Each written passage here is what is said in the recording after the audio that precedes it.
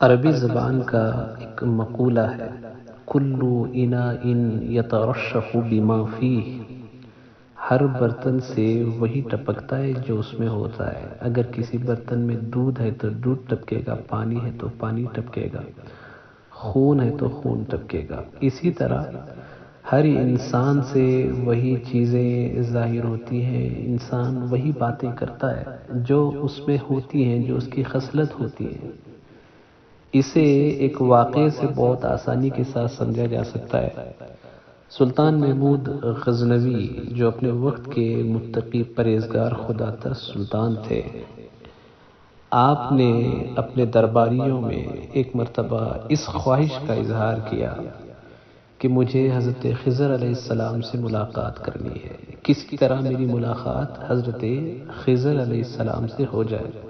جب آپ نے اس خواہش کا اعلان کیا تو ایک غریب شخص تھا، اس نے کہا کہ اس کا بندوبست تو انتظام میں کر سکتا ہوں، لیکن اس کے لیے کچھ شرط ہے۔ آپ نے کہا کیا شرط ہے؟ تو اس غریب نادار نے عرض کی کہ دیکھو میں غریب انسان ہوں، میرے پاس کچھ ہے نہیں، تمہیں 6 مہینہ میرے اہل خانہ کا سب کا خرچ اٹھانا پڑے گا۔ اگر 6 مہینے تم خرچ اٹھا لو تو میں تمہاری ملاقات حضرت خضر علیہ السلام سے کرا دوں گا۔ حضرت محمود غزنوی نے کہا اس میں کوئی مذائقہ نہیں، بہت میرے لیے ممکن ہے، اور خوشی خوشی انہوں نے اس کے راشن کا 6 مہینے کے خرچ کا انتظام کر دیا۔ 6 مہینے گزرے، حضرت محمود غزنوی نے دوبارہ اس غریب شخص کو بلایا اور کہا آپ نے 6 مہینے کا کہا تھا، لیکن ان 6 مہینوں میں ایسا تو کوئی معاملہ ہوا نہیں۔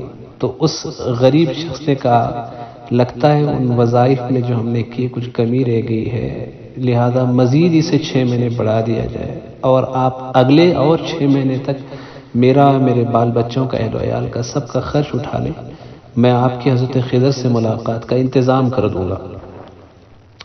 جب یہ کہا تو محمود غزنوی نے کہا ٹھیک ہے۔ اگلے 6 مہینے بھی انہوں نے اس کے خرچ کا اور اہل خانہ کے راشن پانی ساری چیزوں کا انتظام کیا۔ وہ 6 مہینے بھی گزر گئے۔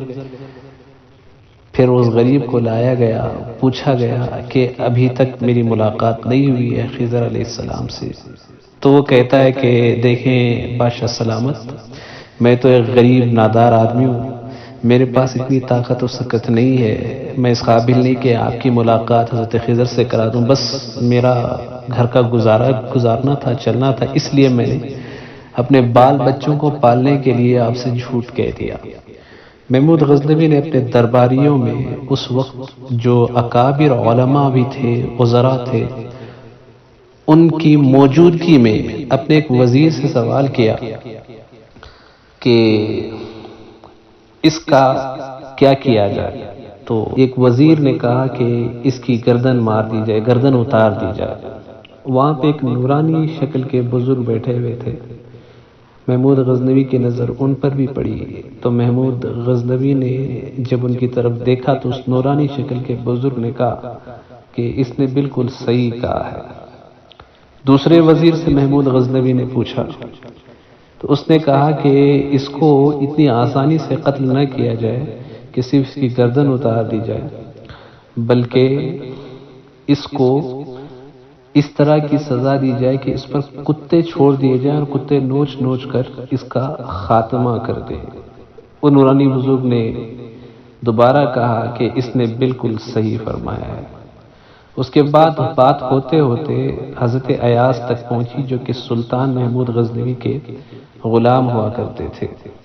حضرت ایاز تک جب یہ بات پہنچی تو آپ نے کہا کہ دیکھیں سلطان، یہ غریب و نادار ہے اور اس کے جھوٹ کہہ دینے سے آپ کی شان میں کوئی کمی تو نہیں آ جائے گی، آپ کی شان گھٹ نہیں جائے گی، بلکہ آپ کے ذریعے سے ایک غریب کے خاندان کی پرورش 1 سال تک ہوتی رہی، اس کا ثواب و اجر اللہ تعالیٰ آپ کو عطا کرے گا، لہذا اس غریب و نادار کو جانے دے، معاف کر دے۔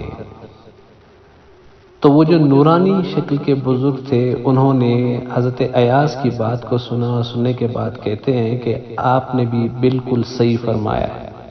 محمود غزنوی اچنبے میں پڑ گئے، حیرت میں پڑ گئے اور آپ نے کہا کہ 3 لوگوں نے میرے دربار میں، میرے عذراء میں، میرے مقربین میں الگ الگ رائے دی اور آپ نے سب کی رائے کو صحیح فرمایا، بات کیا ہے؟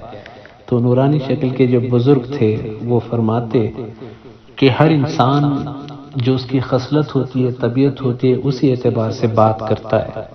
پہلے شخص نے گردن اتارنے کے حوالے سے کہا کہ اس کی گردن اتار دی جائے، وجہ یہ ہے کہ یہ قصابوں کی اولاد میں سے ہے اور اس کے آباء و اجداد گردن اتارنے کا ہی کام کیا کرتے تھے، گردنیں کاٹنے کا کام کیا کرتے تھے، لہذا اس نے اپنی طبیعت و خصلت کے حساب سے بالکل صحیح کہا۔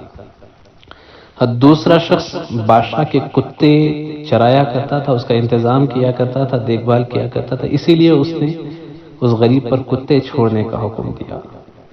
اور تیسری بات جو حضرت ایاز نے کہی تو بات ایسی تھی جو یقیناً ان کے آباء و اجداد سے میل کھاتی تھی، ان کی طبیعت و خصلت اور ان کی مبارک عادت کے موافق تھی۔ حضرت ایاز یہ چونکہ سادات میں سے، نبی کریم صلی اللہ علیہ وسلم کے خاندان میں سے، اور اس خاندان کی شان تو یہ ہے کہ کربلا میں گردن کٹا کر کے بھی جنہوں نے کربلا میں تکلیف دی وہ بھی جب ان کے دروازے پہ آ جاتے تو ان کی بھی مرادیں اور جھولیاں بھر کے وہ لوٹایا کرتے۔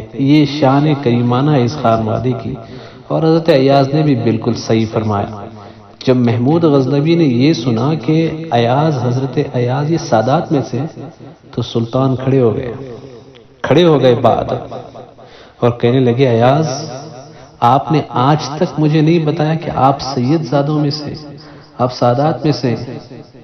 تو حضرت ایاز کہتے ہیں کہ یہ میرا راز تھا، میرے اس راز سے جب اس بزرگ نے پردہ ہٹا ہی دیا ہے تو میرا بھی کچھ حق بنتا ہے کہ میں بھی کسی راز سے پردہ ہٹاؤں۔ ہاں میں سادات میں سے ہوں، یہ میرا راز تھا، اسے ان بزرگ نے سب کے سامنے واضح کر دیا ہے، اس راز سے پردہ ہٹا دیا ہے، اب میں بھی ان کے راز سے پردہ ہٹاؤں گا۔